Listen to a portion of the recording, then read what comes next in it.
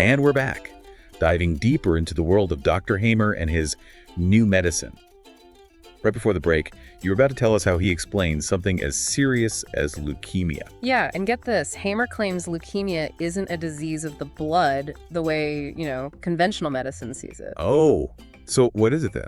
He sees it as a healing phase. A healing phase? You mean after something else was going on? Exactly, a healing phase the body goes into after a period of bone loss. Hold on, a healing phase? That's like the complete opposite of how we usually think about leukemia. Right, totally flips the script. Hamer's theory is that this bone loss, or what's called osteolysis, is actually the body's response to, get this, a self-devaluation conflict. Okay, so someone who's always putting themselves down, feeling inadequate, that could actually lead to physical bone loss. That's what he proposed. And then leukemia comes in as the body's trying to repair that damage, according to his theory. I mean, it's a really interesting concept how he links our emotional state to something like bone marrow function. But this idea of conflict tracks keeps coming up. We touched on it with the hotelier and the territory conflict, but I'm not entirely clear on what a conflict track actually is in Hamer's view. Okay, so imagine this. A pre-programmed pathway in the brain. It connects a very specific type of conflict to an equally specific organ response. So like a one-to-one kind of thing. This conflict, therefore this response. Exactly. He uses the example of a woman who develops a fear of cars after a car accident. Okay, so trauma leading to a phobia. Makes sense. How does Hamer connect that to new medicine? He'd say that the car accident, that's the DHS, right? That triggered a death rate conflict, activating a very specific conflict track in her brain. And this track is related to? It's linked, he said, directly to the area of the brain that deals with spatial awareness, our sense of safety, all that. So her fear, it's not just psychological, it's like it's rooted in this physical change in her brain because this pathway was activated. That's the core of his argument.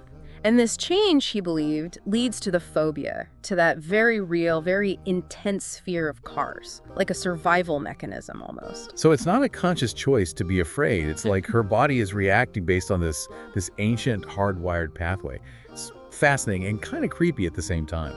Does he explain why these pathways would even exist in the first place? He goes back, way back to our evolutionary history.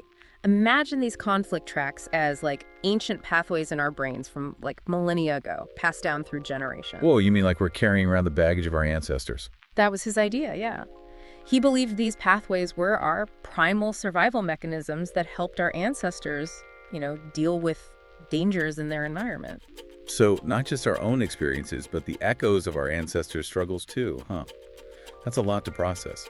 I have to wonder, though, if these pathways are so deeply ingrained, can they be changed? That's the million-dollar question, right? And it's one that a lot of people drawn to Hamer's work are really interested in. We have to remember, though, his theories, they're controversial. They lack the kind of scientific backing that conventional medicine has. Right, of course. Still, it's pretty mind-blowing to consider that our minds might have that level of impact on our physical selves, don't you think? It definitely challenges how we traditionally view health and disease, that's for sure. Raises all sorts of questions, like what if we could actually see these emotional conflicts in the brain like Hamer suggested? How would that change how we approach healthcare? Imagine that, going to the doctor and getting like a brain scan that shows a territory conflict from your high-pressure job, or a self-devaluation conflict impacting your bone health. It would be revolutionary, right? Yeah. Maybe we'd shift from just treating symptoms to really addressing the root causes of illness in a whole different way. Which, that leads us to another interesting point. Hamer's views on cancer are particularly fascinating. He sees it as a two-phase process, a conflict phase, and then a repair phase. It's a very different way of looking at things compared to conventional oncology. Right, because conventional oncology is all about, targeting and eliminating cancer cells, often with things like chemotherapy and radiation. Right, exactly. And Hamer was really critical of those treatments. He believed they interrupted the body's natural healing process and that they were potentially doing more harm than good. That's a bold stance to take, especially given how much progress has been made in cancer research and treatment. It's definitely a major point of contention between his new medicine ideas and established medical practices.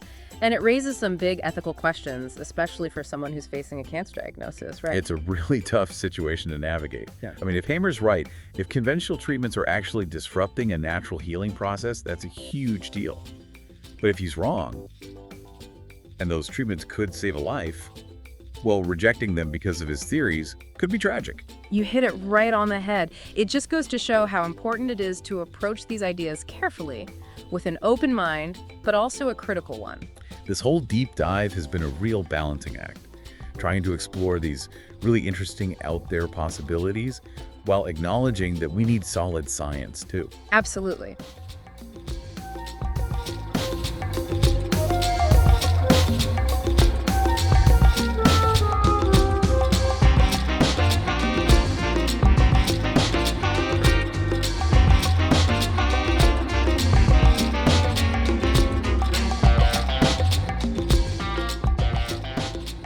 But even if we don't completely buy into every single one of Hamer's claims, his work definitely makes us think. It challenges how we see the link between the mind and body, and encourages us to be open to different perspectives. He certainly gives us a lot to chew on. We've looked at his unconventional theories, his really bold claims, even some of the scientific ideas he uses. But we also talked about the controversy around his work, the lack of scientific consensus, the potential risks of, rejecting conventional treatments.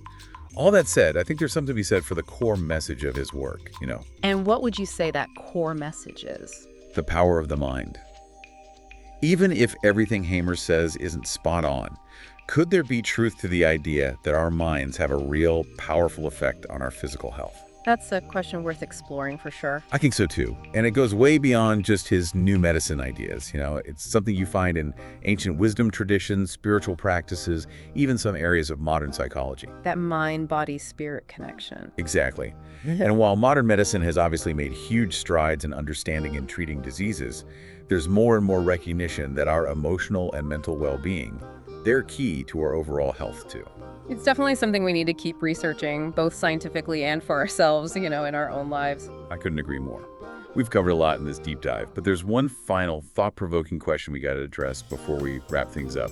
And we'll get to that right after a quick break.